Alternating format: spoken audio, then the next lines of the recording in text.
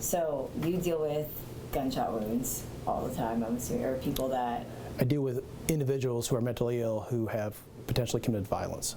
So do you believe that that is like somebody who is mentally ill has a correlation to violence?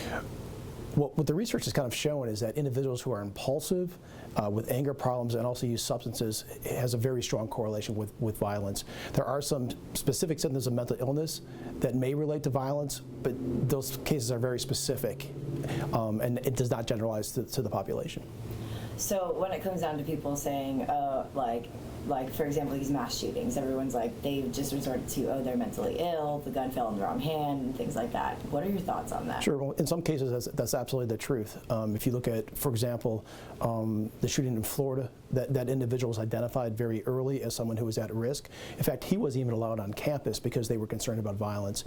In contrast, you look at the Las Vegas shooting, and that gentleman actually had very few red flags, so he would not necessarily have been identified.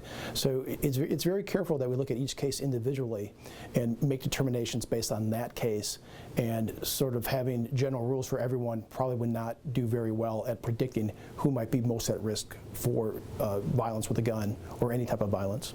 So what are some of the things that correlate to someone who might be a violent individual? Well, as I mentioned earlier, someone with a significant amount of anger. People who are generally impulsive, those are the people we see are very often the most violent. However, when we get into some of these mass shootings that you mentioned, those are very different, and those are very targeted. So individuals who are looking for infamy, individuals often who try to emulate previous shooters. So like in school shootings, people who idolize the Columbine shooters, those individuals are very much at risk. When we have background checks for guns, they basically only check for criminal background. That's correct. Do you believe they should kind of check more in-depth medical records? I think we need to do a better job in this country overall at determining who is allowed to have a firearm. I'm not suggesting that we take away firearms. I'm not doing anything or suggesting anything of the sort. But I think we do need to be much more careful at who we allow to walk into a gun shop and walk out with a firearm. Is there a spectrum of some people that might be mentally ill and could use a gun, and people that are like, oh, that person should not even touch one? So I think the broader question that you're asking there are some people who are mentally ill who are prone to violence, and the answer to your question is, of course. If someone is prone to violence and they have access to a firearm, they are more likely to use that firearm in the commission of the violence. So are there certain individuals with mental illness who should not have firearms? The answer is absolutely yes. I think we need to be very careful and not overgeneralizing that and make assumptions that anyone who receives mental health treatment should not have a firearm. I think those types of issues are probably overbroad, and we're not qualified to do such a specific or general evaluation. For safety, so it's not that, Sure. So it might not be like some people, especially people that are all pro-gun, some people will say, well, people need it for safety. Well, what about somebody that has mental health issues but isn't going to go off the handle? You know what I mean? Well, sure. So I think that's where it comes very specifically, where you have to sort of consider each individual and each circumstance in its context. Again, I'm a huge Second Amendment individual. I believe people have a right to own firearms, but I think in also saying that, we need to identify some individuals that should not have firearms. That goes for violence both against others as well as violence against themselves, because more people die of self-inflicted gunshot wounds than you would imagine. That rate is very high, especially among young people. So yeah, I don't think people realize that. I think people are the first to blame others on, oh, he shot someone else, so he must be mentally ill. But people who are mentally ill even shoot themselves. More so than even the other way. So I mean, if we're really concerned about gun violence and take that very seriously, and I believe we should, then we need to both look at individuals who commit homicide as well as individuals who are likely to commit suicide. So sometimes when there's people that have a gun, and it doesn't go into, it's not somebody who did a mass shooting. It's just somebody who probably got in a fight with somebody and just shot them. That's much more typical, of course. Right. So with that being more of a typical thing, and people don't realize that because it's like you only see what's on the national news and what's like the most. What's the most important thing to prevent these kinds of things? Well, I think awareness. I think we have to be aware of who's at risk. I think we have to be aware of erratic behavior. I think we have to be very vigilant in our personal lives and our professional lives of who's at risk. And I think just being sort of warning signs is that if you look at the statistics, people who kill somebody are usually somebody you know. So you're much more likely to be harmed by someone you know than by a perfect stranger. And I think some of those caveats don't get out into the general public as much as we have because we focus on the high-profile cases. And by focusing on the high-profile cases because they're interesting and they attract media attention, we get a very skewed view of what violence looks like in the United States of America. Saying that it's something that you know is somebody that you know is interesting because if people are knowing all these people and then there's such a stigma against mental health to it, why do you think people just resort to that? Well, because it's easy. Because it's the easiest thing to say when something bad happens, where that person was crazy, that person was a sicko, even without knowing all the facts. And I think because of that, and also, as you mentioned yourself earlier, the media focuses on those things. So your general violence, a husband against the wife, that almost attracts no media attention, you'll get 20 times the media attention if that person was someone who was in a mental health hospital. The same incident happened, but what drives the attention? If the attention is given to the person with the mental health issues, not just the general sort of violence that we see on a daily basis. So what you were saying before, how it's not just mental health, mental illness. Right. Well, in fact, most of the violence that's committed is not committed by individuals who are mentally ill. I mean, and the statistics show that time and time and time again, that the majority of violence in this country is committed by people who are angry, people who are intoxicated, and people who are impulsive. And those are the primary problems that we need to focus on in this country. You mentioned anger and impulsivity being one of the things that are factors to mental illness, but you can have that without being diagnosed. In fact, more often than not, you have those as not part of mental illness. And the research has also shown that if you can delay people when they're angry from getting access to a firearm or when they're feeling suicidal, there's a much greater likelihood that they're going to survive or they're not going to commit an act of violence. And that's something that's very important for us to realize. Just a ability to delay access to a firearm is often very successful at reducing both violence towards oneself and violence towards others. So how do we do that more intense? We're more aware of who might have an issue. We are very focused on who has had problems in the past, people who have shown themselves to be violent in the past. And those are individuals that we should really give some pause to before allowing them to have a firearm. And some people say that when this happens, those people just diagnose them. Oh, they are mentally ill now that they have done this. Sure. Is that something that you guys look at? Like when someone doesn't act, do you then go and like do a psychosis on them about that? Do like an evaluation? Yeah. Yes. We consider that, but you have to be more proactive than that. And I think, as I mentioned earlier, one of the problems is that you can't diagnose someone only by the behavior that they manifest. You have to be much more careful, take a look at their history, take a look at what they were doing before, and really get some good historical information about someone prior to making any sort of formal diagnosis. It's very easy to say, well, they were violent, that means they have this and they have that, but in reality, that often leads to more problems. Do you think that makes that person feel a lot worse? Well, I don't know about that. I think what it does is it makes society feel better by sort of classifying them in a way, well, I'm not like that. Giving it to something taboo. Something taboo. But I think that also allows us to not really take a solid look at the problem and start coming up with real solutions about what we need to do with gun violence in this country. And then we submit that in the system, the NICS system, when we log into the portal. And then whatever processes are behind the black box, if you will, we don't know what those processes are. But that's the information we get them. So you don't know like what their background checks look like behind. Okay, so when people Like I say, we simply get a proceed, delay, or denied. That's all we get. right. So when people say that they want like more thorough background checks, what do you think they mean by that? I don't know. I'm going to assume that they mean. I've heard some politicians talk about we need to make the background system check better. Well, in my mind, I'm going to assume that they mean we need to have more information on the back end that the FBI uses when we submit this information to throw up the certain red flags for that person. But I can't tell you what that is. Is it medical records? Is it service records, military service records? Is it, I don't know. But I assume that's what they're talking about. Just making it a much more details in the background check that are part of the criteria in order to get a proceed or denied or delayed, etc. And I guess describe what you were saying before about like training. Like people come in here and sometimes guns might not technically fall into the wrong hands because it's like that person who owns the gun, they just don't know what to do with it. Correct. So I've had on a couple of occasions here as the range owner where I've had some young individuals come in and they'll come in and say, hey, I just got my carry permit, I want to shoot. And we're like, great, thanks for supporting Second Amendment and all this other stuff. And we'll get their liability waiver filled out. We'll get their safety video that we require here at our range before you shoot.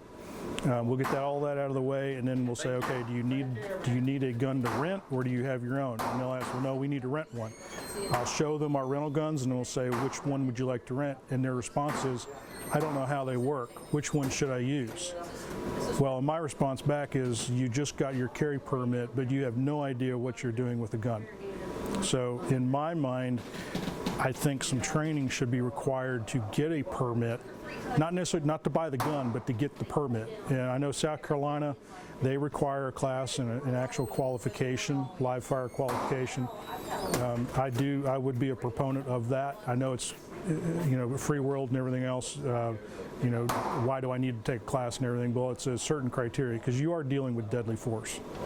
I'd hate for someone that to get a gun who's carrying it, has a permit, they're legal, but they have no idea how to use it, they've not shot it before, or they've shot it very little, and if they get into a situation, how are they going to respond? Are they going to freeze? Are they going to hurt themselves or hurt, innocent bystanders if they have not had any kind of training whatsoever? That's my fear as a properly trained individual. But you think of it as a tool.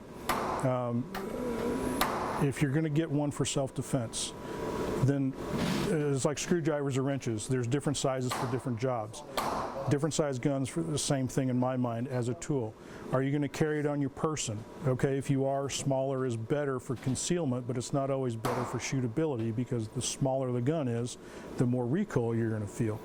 But then I also tell people too that it's not psychological, but if you're in a situation, adrenaline takes over, you get that tunnel vision, you're focusing on what's going on and you're not going to feel the recoil. So that, in other words, that small tool might be right for that particular job. If you're going to have something for self-defense in the home and not carry it on your person, you might want something a little bit bigger because it's going to be in a nightstand drawer or in a gun safe or on a closet shelf or somewhere where you're not having to worry about the size or weight of it to carry it, and that would allow you more rounds in a bigger gun, for that situation. Or are you going to get something to come to the range and just plink with? Well, again, it could be something yet bigger or smaller or whatever it might be to fit your fancy. But speaking on self-defense, as we were saying earlier, the targets that you have, I guess you have some where they're just circles, and then bullseyes, and so we talk about silhouettes. It looks like a person. Right. It resembles a person. So for psychologically speaking, I guess, for people to be shooting at that, do you think that affects them, or do you think it's like just no one really thinks about it? Like why? You know what I mean? Sure. Yeah. I really don't think about it till you ask me the question, but from a psychological standpoint, every individual in my mind is going to be a little bit different. So how does it affect them? Everybody has a different take on it or different or reaction to that. But if you think about from a training perspective, if I'm shooting at a little circle bullseye for my training, that's great while I'm learning to operate a gun and everything else and sight picture and accuracy, etc. But if I'm in a situation, targets don't stand still, they move around. Now in our range, these silhouette or person-shaped targets, they're standing still, but at least you get to shoot at that silhouette so you know about where you're hitting, and it does have numbers on it for scoring purposes, and that scoring most of the time is used for whether you're in a competitive situation or we do have law enforcement that come in and they do their qualifications here and they use those for their qualification scoring. Regarding gun violence, have you seen an increase over the years? Yes, we have seen an uptick in gun violence over the last several years since we've been in. Why do you think that? I think that you're seeing this is a phenomenon that's not just happening in Augusta, Georgia. This is happening all over the country. In fact, I had recently had contact with the Augusta Chronicle over this and asked them, I said, check with Bibb County and Chatham County and some of the other areas that are geographically similar to us, and you're going to find out that they're the same or worse. In fact, if you do some checking, you'll find they have worse problems. So why do you believe here in Augusta it's been rising? Well, it's not just here in Augusta, it's around the country. We have a gun violence culture around the country, and in all the mid-sized cities where you have deep pockets of poverty, you're also going to have crime, and you're going to usually see gun-related crime and violence. Why do you think that gun violence is related to poverty? Because it's crime is a if you go to any you pick out any city, if you want to find out where the crime is, go to the poor areas. That's usually where you're going to find your pockets of crime. That is, it usually afflicts the poor and disadvantaged. So with gun violence increasing, we're seeing a lot more people getting a hold of guns, or even if people have a carry license and it's just like they don't know how to use the gun. What are some of the things that we see when that happens, when somebody has a gun in the wrong hands and they just don't know what to do with it? Well, if you really look at the vast majority of gun crime and gun violence is usually with people that they have no right to be carrying a firearm. They're usually illegally possessing the firearm. And we don't have a lot of crime usually with people, law-abiding citizens, for example, that have gun permits. But again, I think what we'd like to tell the population, if you have a gun, and I will tell you that one of the things that we don't do in this country is that, like to get a driver's license and operate a vehicle, it's pretty regulated. You got to have a driver's license. You have to take a driver's test, and you have to have insurance. So many people get turned away when I had to get my Georgia license. Mm-hmm. But with firearms, we don't have that. And what I would tell you is if you're going to have a firearm, especially if you're using it for personal or home protection, I would tell you you need to take a safety course. You need to know how to operate the gun safely. You need to have a place that you store it. One of the big things we have is that people, they store their weapons at home and they don't store them securely. And and unfortunately, we'll usually have a couple of accidents a year where people have gotten, especially children, have gotten a hold of firearms, and it leads to tragedy. One, you should know safely how to operate the weapon. Two, you should probably be able to be qualified with the weapon. And three, you need to know what the laws are. And lastly, you probably need to take a judgmental pistol shooting course. You made a good point about how there's so much regulation for things like a license. A license, I mean, at least my mom always told me, is like a loaded weapon, which is what a gun could be. And I think, or what do you think about having, when there's not that much regulation on, there's a background check, you go through NICS, but people might not have to take a driving, or like, you have to take a driving course for a driver's test. People don't have to have the actual act of taking a gun course. Like, you don't have to shoot a gun to say, okay, you can do it, we can sign off on it. People literally could just write down on a piece of paper, this is my information, give me the gun. What are your thoughts on that? Well, I think that the sheriff and I, we don't take a position on what the current laws are, but we would just recommend, again, I do look at it and say, you know, we do all these things for a driver's license, for example, but we don't do them for firearms, and they're far more lethal. We have a lot of people killed every year from firearms, in a very, you know, accidents, homicides, suicides, you name it. And so, again, we need to have, I think we as a society, we need to make the decision that we should at least keep ourselves, you know, I mean, at a minimum, shouldn't we probably require or at least think about doing those kind of things that I just mentioned? Oh yeah, we're seeing younger people carrying firearms. We're seeing juveniles, I think, carrying them a lot more, and we're seeing adults carrying them a lot more. So with numbers growing in that way, how do we prevent this? Well, some of the things we are doing, some of the things we're finding out what to do. A good example is like here, for example, one of the things that we do is we're using all of our data to pinpoint where all the hotspot locations are related to gun violence. And we put the deputies where and when this occurs. That we know, usually we can tell from patterns. And we are starting to see like a little bit, and I want to knock on wood, we're starting to see a downtick with this. That's one of the things we're doing. One of the other things that we're doing is we're trying to focus our resources. We have a program called Augusta Giving Back, and it's a focused deterrence program. And what we do is we have predictive policing type of algorithms and factors that we look at. And we look at the people that we believe within the next, based on all the factors, we believe within the next 24 months, they're either going to be a victim or an offender in a shooting. And we basically go and we contact these people. And we give them notice.